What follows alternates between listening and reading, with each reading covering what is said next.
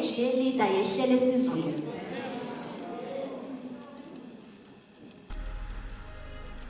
And this is what I love about what we're experiencing here today.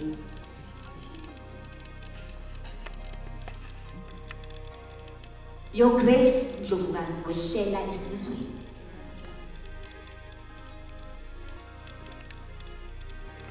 And this is why representation matters.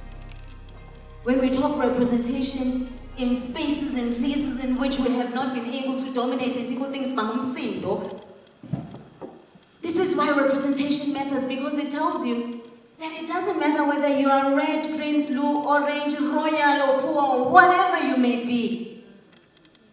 Siyafana. Your struggle is my struggle. And so, ubuhlungu mangabe sizwa Winnie Mandela bethi the overwhelming majority of women accept patriarchy unquestioningly and even protect it, working out the resultant frustrations not against men but against themselves in their competition for men as sons, lovers, and husbands. Traditionally, the violated wife bides her time and offloads her built-in aggression on her daughter-in-law. So men dominate women through the agency of women. Underline. So men dominate women through the agency of women themselves. Masizosikhulula kulamaketanga ufanele siqale ngathi. Musana ukubheka le kuthi, bhekani la.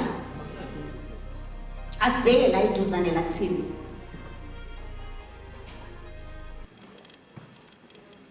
And so it gives me great honor to present to you our keynote speaker for today,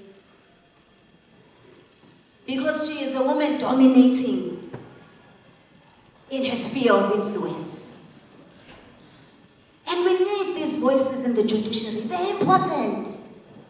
Because how do you represent that which you don't understand? Ngiyabonga impela Mduma, kodwa kunzima kukhona ukuthi abantu besilisa basilwele inkinga zethu ngoba bayi understand into esidlula kuyona.